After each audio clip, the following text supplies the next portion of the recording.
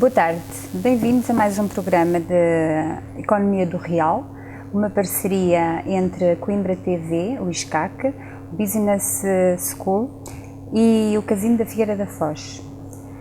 O nosso convidado hoje é o Dr. André Gomes, que é sócio fundador da Criostaminal e hoje é o diretor desta empresa. Seja bem-vindo, Dr. André. Vou começar por lhe perguntar como é que um bioquímico tão jovem se transforma num empresário de sucesso. Já não sou assim tão jovem, não é? Já tenho 38 anos. De facto, logo a seguir à licenciatura, tive um período em que estive a fazer doutoramento e depois começamos a empresa, eu e um conjunto de colegas meus, a maior parte deles bioquímicos, mas também outros profissionais de saúde e um economista. E lançamos-nos neste desafio. Sabíamos que era algo arriscado, mas como éramos jovens também era mais fácil arriscar, não é? Pois, a Criostaminal já começou em 2003. 2003? Sim. Sim. A ideia inicial para criar a empresa surgiu em 2001. Na altura, como disse, tínhamos acabado a licenciatura ainda há pouco tempo e queríamos... Daí serem tão jovens. Sim, e queríamos entrar queríamos criar o nosso próprio emprego e queríamos também fazer investigação e poder de algum modo controlar aquilo que fazíamos. E uma das formas de o fazer, obviamente, é tentarmos criar algo nosso e foi isso que fizemos. Criámos uma empresa muito virada para as tecnologias e para as tecnologias da saúde, digamos assim, pegando numa ideia de um dos colegas na altura que estava a fazer doutoramento em células staminais e que nos desafiou para criarmos um banco de células staminais, tendo em conta todas as perspectivas que existiam e aplicações que já existiam na altura também para estas células staminais. E foi assim que começou, de facto. Portanto, como disse, a Criostaminal foi fundada em 2003, não é? Foi numa incubadora de empresas, portanto, pelo que sei, no Instituto Pedro Nunes, no IPN, em Coimbra. Entretanto, agora estão em Cantanhede, no Biocante. Exatamente. Portanto, qual é a importância de ter nascido numa IPN? Numa incubadora de empresas, sim, neste caso? Eu acho que é muito importante. São infraestruturas que dão grandes apoios, não tanto financeiros, mas sim de logística e de operação e mesmo de apoio de informação financeira, digamos assim, porque é uma incubadora de empresas, está habituada a ver empresas nascer e sabe quais são as dificuldades que uma nova empresa normalmente tem, e são de várias ordens. E, portanto, o IPN é uma incubadora de referência, uma incubadora premiada, com muita experiência, com muitas empresas criadas e com grande taxa de sobrevivência dessas empresas, e que foi muito importante para nós na altura. Depois, passados uns anos, necessitávamos de ampliar as instalações, necessitávamos de instalações mais específicas, nomeadamente um laboratório para desenvolver a nossa atividade, e fomos para o Biocante Parque, onde também estamos muito bem instalados. Sim, sei que são uma referência do Biocante neste momento. Sim, fomos a primeira empresa a ir para o Biocante e neste momento ainda somos a empresa provavelmente mais importante, que ocupa mais espaço no Biocante e cria mais postos de trabalho. E é importante porque o Biocante é um parque tecnológico dedicado à biotecnologia e, portanto, estamos envolvidos num cluster de várias empresas e de laboratórios da Universidade de Coimbra, sobretudo, onde se faz investigação e se faz investigação também em células staminais e onde podemos desenvolver a nossa atividade em várias vertentes, quer na parte de prestação de serviços, onde temos instalações próprias, até à parte de investigação, que fazemos muita investigação em parceria com o próprio Biocante. Então, estão satisfeitos com o sucesso dentro do Biocante em Cantanhede. Sim. Para quem não conhece bem a Criostaminal, eu gostaria que me explicasse o que é que realmente são, o que fazem, fizesse assim uma breve apresentação da Criostaminal mesmo, o que é, o que fazem. Sim, a Criostaminal é uma empresa da região centro, neste momento estamos localizados em Cantanhede, já estamos em Coimbra, como disse, e que se dedica essencialmente à preservação de células staminais de várias fontes, do sangue do cordão umbilical e também do tecido do cordão umbilical, que são células staminais com um grande potencial, que já têm aplicações reais hoje em várias doenças. Há mais de 30 mil transplantes até hoje realizados com sangue do cordão umbilical e imensos centenas de ensaios clínicos a decorrer para novas aplicações com estas células staminais. Além desta vertente de banco, somos também uma empresa que faz investigação na área das ciências da vida, nomeadamente com células staminais, para dar o nosso contributo também para encontrar novas aplicações para as células staminais, quer as do sangue do cordão umbilical, quer do tecido do cordão umbilical, mas das células staminais em geral. E estamos a falar aqui de novas doenças a serem tratadas com células staminais e também a capacidade destas células staminais poderem ser usadas mais vezes, portanto a expansão das células staminais. E falando um bocadinho sobre isso, da investigação, nós temos já várias patentes registadas de investigação em que nós participamos, em parceria, e fazemos sempre a investigação em parceria com os laboratórios de referência das universidades portuguesas, e nestes então, projetos... não só com a de Coimbra. Não só com a de Coimbra. Temos projetos com o Instituto Superior Técnico, já temos com o IPO de Lisboa, portanto, com a Universidade Nova de Lisboa também, e com o CNC, o Biocant, a Universidade de Coimbra também.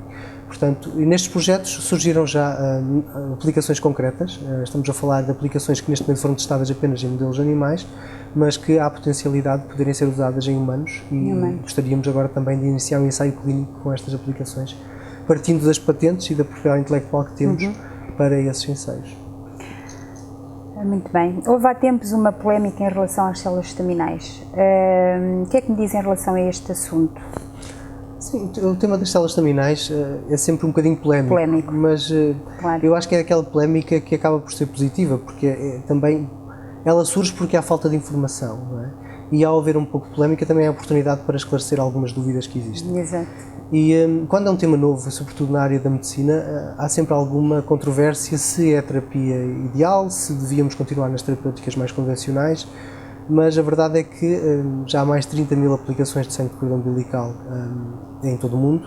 É uma alternativa aos transplantes de medula óssea e tem vindo a fazer o seu caminho. E se virmos o número de aplicações nos últimos anos, o crescimento tem sido exponencial. Quando nós iniciamos, havia cerca de 3 mil aplicações, e, portanto, 10 anos depois já vamos em 30 mil aplicações de sangue de cordão umbilical. E, portanto, eu acho que é importante é que as pessoas sejam esclarecidas e que possam tomar uma decisão informada sobre guardar ou não o sangue de cordão umbilical. Claro. Nós achamos que faz todo sentido, são células estaminais com grande potencial, são células estaminais jovens que são colhidas logo após o parto, sem qualquer risco, nem para a mãe nem para o bebê. Nem para o bebê. E por serem jovens também têm mais potencialidades ainda do que as células estaminais adultas. Quem é que faz essa recolha? Essas recolhas são feitas nas maternidades, portanto pelas equipas, pelos profissionais de saúde, equipa de enfermagem e médicos, logo após o parto, portanto depois do bebê ser separado do cordão umbilical, é feita a colheita do sangue do cordão umbilical, portanto sem qualquer risco, nem para a mãe nem para o bebê. Isso é tudo retirado no cordão umbilical? Sim, portanto é feito com um saco de recolha de sangue, é feita uma punção na veia do cordão umbilical e é feita a recolha. Um processo muito simples, demora cerca de 5 minutos. Existem uns kits que a mãe leva já para a maternidade e que depois o médico é que elabora... Exatamente, nós preparamos todo o material necessário para a colheita e para o transporte e o devido acondicionamento, que é o que nós chamamos o kit de recolha e transporte, que os pais levam para a maternidade antes do parto. Exatamente. Antes do parto. E são sempre informados sobre tudo. Já existe uma grande experiência em Portugal na recolha de sangue de cordão umbilical, já há milhares e milhares de colheitas feitas, portanto, os profissionais de saúde estão muito habituados a este tipo de recolhas. Já estão informados e já sabem. Diga-me uma coisa, bancos de células estaminais públicos existem? Não, ou só existe mesmo privado? Sim, existem bancos que se chamam bancos familiares, bancos privados, e existem bancos públicos. Em Portugal existe um banco público. Só existe um em Portugal? Sim, normalmente existe um por país, porque centraliza as recolhas do Sistema Nacional de Saúde. E, portanto, há aqui a opção de poder guardar o sangue para uso da família, que é o banco familiar, ou doar o sangue para uso da população em geral. Para quem seja compatível. Exatamente. Se alguém for compatível, pode ser utilizada essa amostra que está no banco público. E, portanto, no fundo, as utilizações são complementares. De quem vem as células? Não, a pessoa quando doa... Quando é público é uma doação? É uma doação e, portanto, a Sim, partir no desse vosso momento caso não. tem... No vosso caso, como é privado, já é com autorização da pessoa que... Também pode ser utilizado por outra pessoa, tem que ser consentido pelos pais ou pelo dador. Sim, com uma autorização. Correto, sim. Sei que já foram escolhidos por 60 mil famílias. Exatamente. E que a Crioestaminal é o primeiro banco familiar português. Sim. O que é que vos torna tão diferente dos outros? Sim, de facto nós somos um dos maiores bancos na Europa neste momento. Fomos pioneiros em Portugal e na Península Ibérica e um dos primeiros na Europa. E neste momento somos o terceiro maior da Europa, com cerca de 60 mil amostras criopreservadas. Sobretudo Portugal, Espanha e de Itália, são os mercados onde nós estamos presentes. E o que nos torna especial, por um lado, nós somos uns dos primeiros e, portanto, com isso também temos mais experiência do que a maior parte dos nossos concorrentes. Temos 60 mil amostras criopreservadas, temos também mais experiência na libertação de amostras. Já fizemos 12 transplantes com amostras criopreservadas pela crioestaminal. E também a parte da qualidade, que eu acho que é importante salientar, Nós somos um dos poucos bancos na Europa com uma acreditação específica para o sangue do cordão umbilical, para este tipo de atividade, que é dada pela American Association of Blood Banks, a AABB, que é uma acreditação bastante exigente, em que inspectores americanos nos vêm visitar regularmente para aferir da qualidade dos nossos processos, e isso também é valorizado, obviamente, pelos nossos clientes. Eles vêm regularmente? Sim, fazer inspeções e vão renovando a autorização ao longo dos vários anos. E, portanto, isso também nos confere alguma qualidade, além das acreditações normais, das ISO e da autorização do Ministério da Saúde, obviamente, de acordo com as diretivas comunitárias. Sim. Temos esta acreditação específica. E depois também a parte da tecnologia, porque os projetos de investigação, além de nos permitirem encontrar novas aplicações para as células staminais, também nos permitem manter o nosso serviço e os nossos novos produtos na vanguarda daquilo que se faz a nível mundial. E, portanto, muitos dos projetos de investigação também são na melhoria de processos e no lançamento de novos serviços, nomeadamente, por exemplo, o tecido do cordão umbilical, que lançamos recentemente, foi fruto de um projeto de investigação que fizemos com o Biocanto e com a Universidade de Coimbra. E, portanto, os projetos de investigação também nos ajudam a ter tecnologias diferentes e de sermos diferentes dos nossos concorrentes. Claro. Porquê é que é tão importante criopreservar?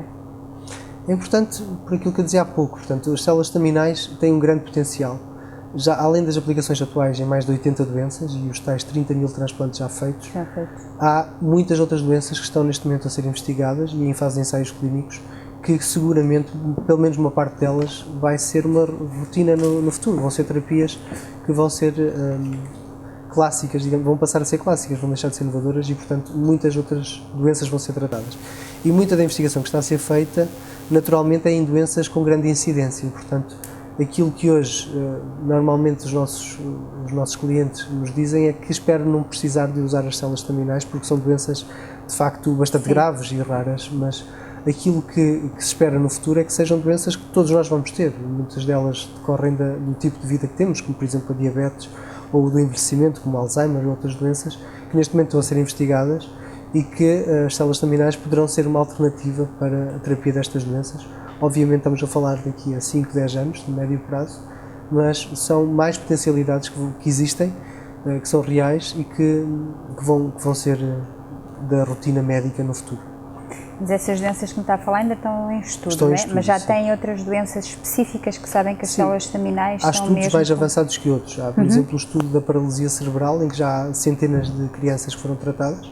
Nós próprios já participamos nesse estudo, enviando 6 meninos para este ensaio clínico nos Estados Unidos, na Duke University, em que... Enviaram daqui? Daqui, amostras que tínhamos guardadas e as crianças foram lá fazer a terapia, nesta parceria que temos com a Universidade de Duke, nos Estados Unidos. Sim. E, portanto, é um exemplo de uma terapia que há 5 anos atrás ninguém imaginava que fosse possível e que neste momento já há centenas de crianças a serem tratadas. É uma terapia que, neste caso, não se pode falar de uma cura para a doença, mas sim melhoria significativa dos sintomas, quer da parte cognitiva, quer da parte motora destas crianças.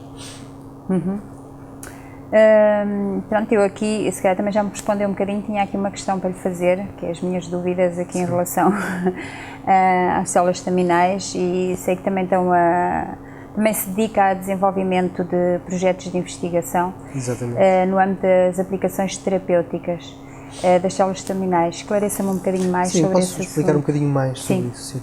Portanto, temos vários projetos a decorrer, como já disse, que têm visado sobretudo na parte vascular.